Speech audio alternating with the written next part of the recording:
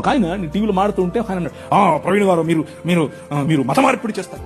మేము ఎక్కడ మత మార్పిడి చేసామండి బాబు, ఏంటి ఏం లేదండి మీరు అవునా, నీకు ఇట్లా కాదులే, ఇంకొక రకంగా చెప్తా అని చెప్పి, సరే మీ పేరేంటి అంటే చెప్పాడు. ఆయన ఆబ్వియస్ గా బ్రాహ్మణుడు, క్షత్రియుడు, వైశ్యుడు కాదు. అంటే ఎవరు మీరు అర్థం చేసుకోండి, శూద్రుడో ఇంకెవరో ఉంటాడు. మీరు స్కూల్కి వెళ్ళారా అని అడిగాను. మీ అమ్మగారు ఏం చేస్తారు అని అడిగాను. మా అమ్మగారు లెక్చరర్ అండి అన్నాడు. ఏ కాలేజీలో అని అడిగాను. చెప్పారు. అయితే మీరు సగం క్రైస్తవులే అన్నాను. అదేంటి అంటే మీ సనాతనంలో మీరు చదువుకోకూడదండి, మీరు కాలేజీ పోకూడదు, మీ స్త్రీలు అసలు చదువుకోకూడదు, వాళ్ళు చదువు చెప్పడం ఏంటి, చూసారా మా భావజాలంలోకి వచ్చేసారు అన్నాను. అయ్యో నవ్వుతున్నాడు. అయ్యో మీరు ఏంటి ఏది చెప్పినా నన్ను నువ్వు సగం క్రైస్తవుడు అన్నాను. ఆయనకు మైండ్ బ్లాక్.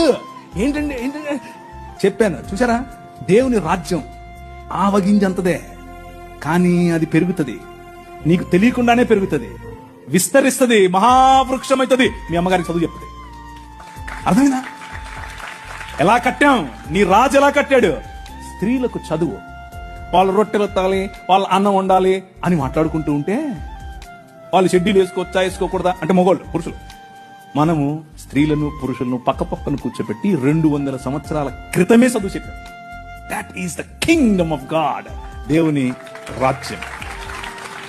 ఆ రాజ్య ప్రభావానికి తట్టుకోలేక, నిజమైన మనుష్యత్వాన్ని చూసి తట్టుకోలేక మతం గిలగిలగిల కొట్టేసుకుంటది. అదే జరుగుతోంది ఇప్పుడు.